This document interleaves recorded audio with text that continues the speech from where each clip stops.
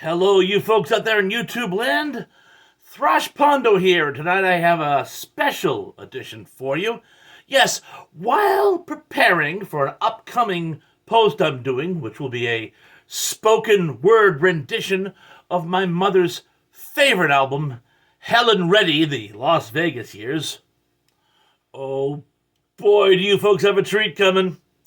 I stumbled upon what is probably the creepiest song ever released to the top 40. And this is, yes, by Miss Reddy herself, the 1974 iconic hit, Angie Baby. Now, the premise of this song is like something out of a Stephen King novel. A troubled young girl is withdrawn from school, has no friends, and spends most of her time sequestered to her room with only her radio for company. Her father periodically checking in on her to make sure she's still alive and to judge her. And while listening to the radio, she creates like a fantasy world in which she lives in. Now, at this point, the song isn't so much creepy as tragic. Well, as the story continues, a very disturbed neighborhood boy begins to peep on her.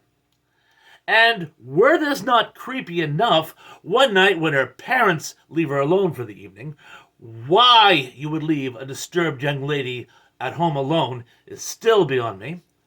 But anyway, this boy comes over and tries to talk Angie into letting her into her room so that he can appreciate the music with her. Now, in reality, his motives are as sordid and disturbing as you can imagine, but she does let him in. Now, what happens next becomes a little bizarre.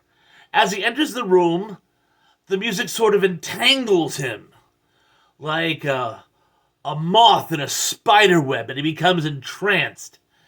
Angie then turns the volume of her radio down, and he begins to diminish in size until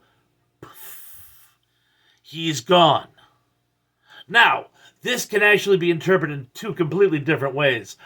One, she is in fact a witch and has used her magic radio to mesmerize the boy, and he is encaptured in this radio and imprisoned in there until she sees fit to bring him out to enjoy his company.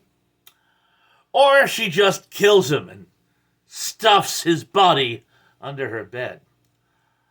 Now, of course, the townspeople are all up in arms. They think this nice young man has just disappeared, left without a trace, and wonder where the poor boy is off to. The only person who knows is Angie herself, and she's never called upon to explain the matter, as it so aptly put. She says, "It's so nice to be insane. No one asks you to explain." Ew. But in any event, the story sort of wraps up there, and we're left to believe that, well, you can kind of imagine where things go from there. Now, I did some research on this song, and I found out it's actually written by Alan O'Day, who also gave us the 70s cult hit Undercover Angel. Quite arguably the sweetest song ever written about a succubus. Maybe this guy had some issues. I don't know. Not my place to say. So I'm going to tell you what, I'm going to leave this up to you.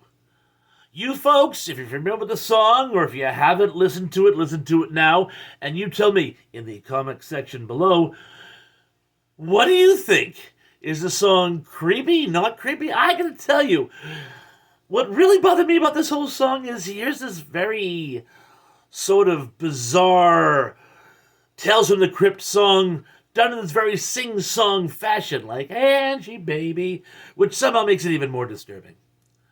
But anyway, again, you folks tell me. That's all I've got for you tonight. You know where this is going. Please like, subscribe, and all that sort of rot. And until my next video, Please be good, be safe, be careful.